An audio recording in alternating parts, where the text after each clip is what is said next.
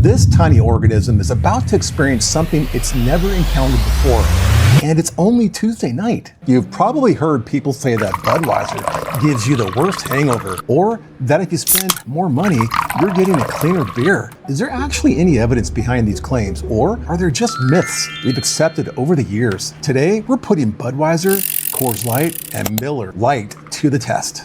First, we'll introduce each beer to live rotifers and watch how these tiny organisms react.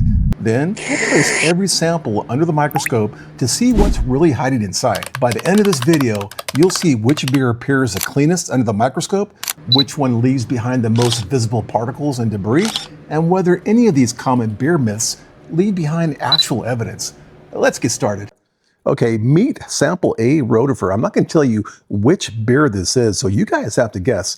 A little bit about the rotifer. You guys see those, his mouth and those hairs? It's called cilia. And what that does, it goes in opposite direction and it creates a vortex and it sucks all the food in, which is algae, microscopic debris. And the little guy swimming around, we'll get back to him, and right behind his mouth is called the mastex. And that's his jaw and his teeth. That's how he grinds his food down. And then that thing right behind it, the thing that's moving, that's his muscle that puts the food down to his stomach, and you'll see his foot or his toe, and he holds on to debris while he stretches and eats. So the rotifer's first line of defense when their environment changes is they'll curl up in a ball and stay there until the environment improves. So when I introduce this beer, sample A, it's going to come from the right to the left, and I utilize a pipette to introduce the beer solution underneath the cover slip. So here we go. So a little guy swimming very fast next to the rotifer. It appears to be a ciliate protozoan, likely a paramecium. Unlike rotifers, these single-celled organisms, they're covered in thousands of tiny hair-like structures. It's called the cilia, just like the rotifer, and they beat together like microscopic oars, allowing them to swim very fast through the water. And they feed on bacteria and other microorganisms. That's pretty cool. All right, so here comes the first wave of sample A beer. Okay, you guys see it? It's a wave from the right to the left, and check his reaction. Looks like he's doing okay. He has not curled up in a ball. He knows his environment has changed, so he's sniffing things off for a little bit, but so far, so good. It looks like he's moving around a little bit, maybe trying to relocate for a better area, but so far, so good.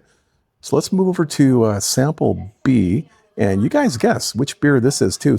But don't worry, at the end, I'm going to reveal sample A, B, and C. So leave in the comments which beer you think. All right, here's sample B rotifer. I'm going to hit him from the top right. It's a very subtle introduction, but there it is right there. Not sure if you guys saw that, but watch his reaction. Look at, he's swimming. He's looking for another location because he felt something change in his environment. So let's see how he fares. So far, so good. He hasn't curled up in a ball, so we're looking good for sample B. Let's go ahead and move to a sample C rotifer test. Okay, here's sample C rotifer test, and I found one. And you guys notice the orange right below her stomach? Well, those are eggs. Female rotifers often carry their eggs externally until they're ready to hatch. It allows their populations to grow incredibly fast. It's pretty amazing. So here comes a blast from the bottom left. So let's watch her. And I think I blasted it too much. Watch. Boom, there she goes. So let me zoom out and let's locate her. And there she is. And it looks like she's doing okay, considering she had 3,000 gallons of beer just dumped on her. But let's watch her because she kind of slows down. Okay, 10 minutes have lapsed. So I found her and she's curled up in a ball, which is not a good sign. This is her way of protecting herself. And they have been around for millions and millions of years. So this is how they survive. So we're going to find out sample C beer. What is in sample C beer? I'm not saying it's bad or good, but the other two samples, they did not do this. And I know the amounts were different, but still, this is kind of like a bad sign. So I zoomed in 1,000 times to see if I can see anything moving inside of her, but I do not see anything moving. So she's dormant. And this is her way of surviving. And this is not a good sign for sample C beer. And this is a good magnification to actually see her eggs. I'm utilizing a 4K camera on my microscope, compound scope, so it actually captures a lot of the detail. Let's go ahead and exit the rotifer test. I want to show you what beer looks like under the microscope using methylene blue. And methylene blue allows us to see all the particles a lot easier. So here we go. Okay, here we are, sample A beer at 40 magnification. And pretty cool. You guys can see the methylene blue and all the particles right there. It's hard to actually really say what those particles are, but fiber, debris, and it could have been part of my slide prep, but I was pretty clean when doing this. So let's go ahead and jack it up to 100 times. And here we are 100 times, and again, it's like a clean slate. I mean, not really clean. You'll see all the debris. You guys see it? So it's hard to see liquid or water or beer under the scope unless I'm using methylene blue. And even without the methylene blue, it's hard to see this. Let's go to 1,000 times and see what we can find. All right, here we are 1,000 times and found some debris there. Let's move around a little bit on the stage and see what we can come up with. But here's some more debris here, possibly fiber, particles. So I just want to give you a visual of what you guys were drinking for you sample A people, but you'll find out what sample A is. I'm not sure what that is. I'm trying to focus, but let's keep moving. There's some more debris there. Not too bad. Let's go ahead and go to sample B. Okay, here we are, sample B beer. Guess which one this is, but do you guys notice a different landscape? It's pretty cool.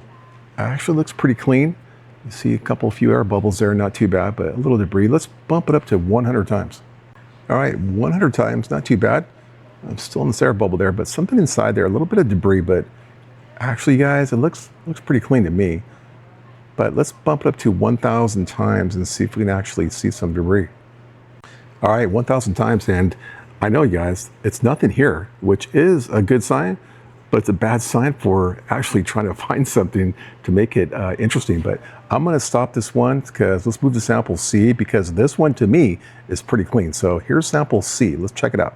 All right, sample C, beer. Can you guys guess which one this is? So, all right, a lot of air bubbles there. Not too bad. I don't see too much debris. So let's bump it up to 100 times. All right, here we are 100 times. Not too bad. I see a little bit of debris right there, air bubble, as you guys can see that. Let's go ahead and bump it up to 1,000 times. Aha, we found something, you guys. What is that? Plastic? Fiber? I don't know, but this is sample C beer at 1,000 times. Probably plastic. And this is what we're drinking. I'm not saying it's a lot, but this is 1,000 times, so it's pretty small. Okay, let's get out of this microscopic world and get back to the real world, and I will show you the results. The beer war is almost over. Now you want the results. So here they are. What did you guys guess? All right, let's get down to it. Sample A was Budweiser. What'd you guys think, right? Kind of dirty, kind of not. Wasn't too bad, but honestly, I don't know, man. It wasn't the best. I call this picnic beer. I mean, it's okay, right? Let's do for sample B. Sample B was Coors Light, right? I think a lot of people drink this stuff, but to me, it was pretty clean. I didn't see nothing on it, really. And sample C was Miller Lite, a fine Pilsner beer. So, do you guys remember the Rotifer? When the Rotifer curled up in a ball? Do you remember which one that was? That was Miller Lite. Now, I'm not saying it's good. I'm not saying it's bad, but the other two Rotifers, other two samples, they did okay. Yeah, but Miller Lite, man, that sucker, I mean, she curled up quick. And so what'd you guys think of the 4K microscopy? Pretty cool, right? Oh, hey, check out this video. It's about the same thing like this, like the beer, but it's seltzers. And what's your favorite seltzer and how the Rotifers reacted to that. Hey, thank you for watching. Be good to yourself and others.